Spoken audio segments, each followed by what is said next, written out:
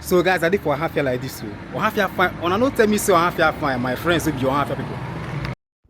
Hello guys, welcome to my YouTube channel. So guys, I made this video on my visit to Onafia in Onafia LGA. I don't know Onafia in Onafia LGA. I don't know how correct that is, but I know that I'm in Onafia and I'm around a place called Amaekpu. I might not be 100% accurate because I'm not from here and I didn't bother asking around, but I know that I made this video from within or around Amaekpu Ohafia. So guys, come with me as I show you through the lens of my camera what I saw in Onafia. Onafia is a prominent Igbo town and local government area in Abia State, Nigeria, renowned for its rich martial history. The famous Ikpirikpi, which is the war dance and cultural heritage.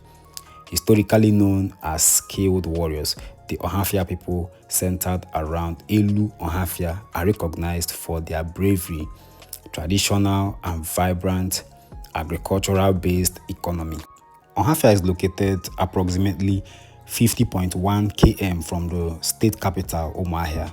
It is celebrated as the ancestral home of a fierce subgroup of the Igbo people, historically known as mighty men of war, mighty men of Ogo.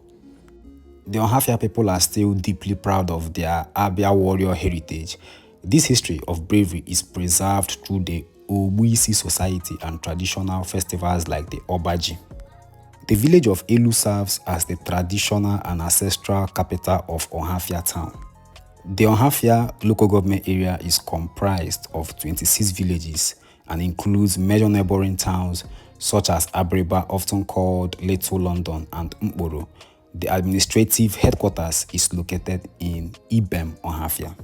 Major villages in Onafia includes Elu Onafia, Ibem, Asaga, Amaekpu, Akano, and Okonako.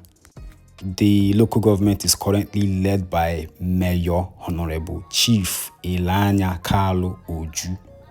Onafia is a strategic military hub housing the 14th Brigade and 145 Battalion of the Nigerian Army at the Goodluck Ebele Jonathan Barracks.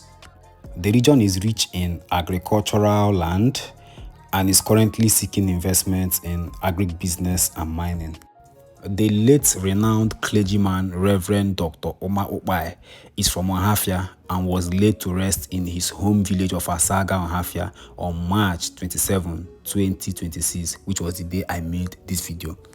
So kindly watch this video down to the end if you can. Tell me what you think about Onafia. For me, I think Onafia is very beautiful. I didn't expect to see, all the things I saw here. I was expecting to see, something different, but I was shocked to see Onafia town this organized, beautiful, with very nice mansions and good roads. I saw good roads like in Onafia town almost everywhere. Good road won't finish me for here. No be small thing. Abia State is actually big. Abia State is not just Umuahia and Aba. We have other places in Abia State that when you go there, you see the towns there, you'll be shocked. So guys, if you haven't subscribed to my channel yet, please kindly click the subscribe button and the notification bell above so that whenever I drop a new video, you'll be notified.